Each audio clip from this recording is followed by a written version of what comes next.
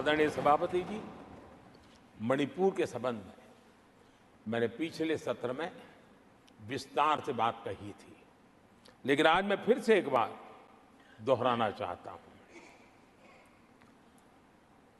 मणिपुर की स्थिति सामान्य करने के लिए सरकार निरंतर प्रयासरत है। वहां जो कुछ भी घटनाएं घटी, 11,000 से ज्यादा एफआईआर की गई है। मणिपुर छोटा सा राज्य है, 11,000 एफआईआर की गई है। 500 से ज्यादा लोग अरेस्ट हुए हैं। आदरणीय सभापति जी, इस बात को भी हमें स्वीकार करना होगा कि मणिपुर में लगातार हिंसा की घटनाएं कम होती जा रही है। इसका मतलब शांति का आशा रखना, शांति पे भरोसा करना संभव हो रहा है। आज मणिपुर के अधिकांश हिस्सों में आम दिनों की तरह स्कूल चल रहे हैं, कॉलेज चल रहे हैं, दफ्तर और दूसरे संस्थान खुले रहे हैं।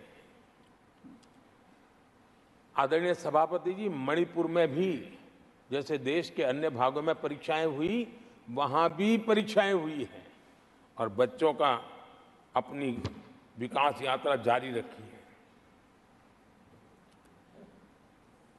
आदरणीय सभापति, केंद्र और राज्य सरकार सभी से बातचीत करके शांति के लिए, सौहार्द रास्ता खोलने के लिए लगातार प्रयास कर रही है।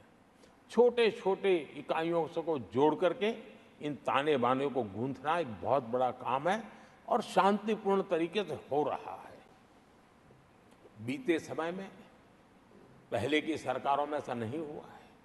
गृह मंत्री स्वयं कई दिनों तक वहां रहे हैं, गृह राज्य मंत्री हफ्तों तक वहां रहे हैं और बार बार वहां जाकर के संबंधित लोगों को जोड़ने का प्रयास करते रहे हैं।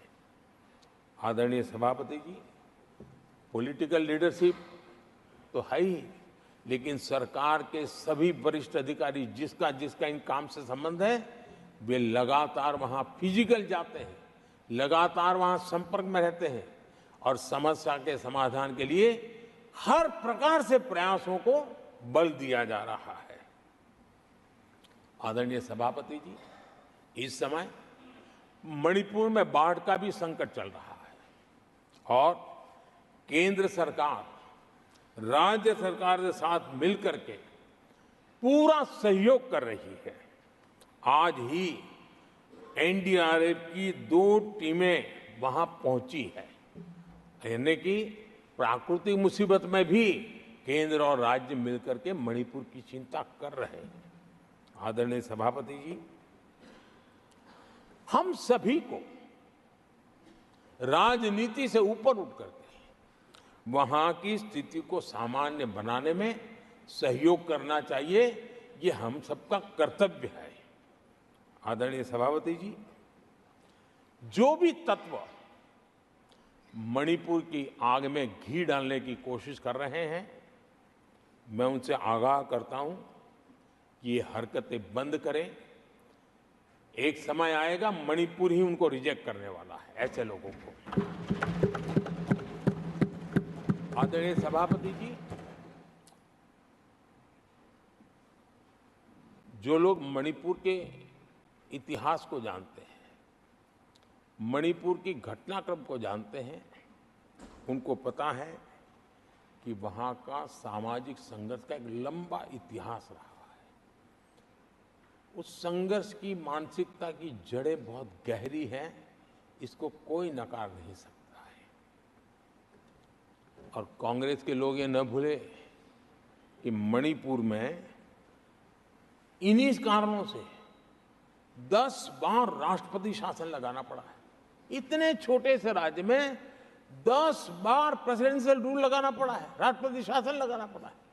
कुछ तो मुसीबतें होगी और ये हमारे कालखंड में नहीं हुआ है। लेकिन फिर भी राजनीतिक फायदा उठाने के लिए वहां पर जिस प्रकार की हरकतें हो रही है,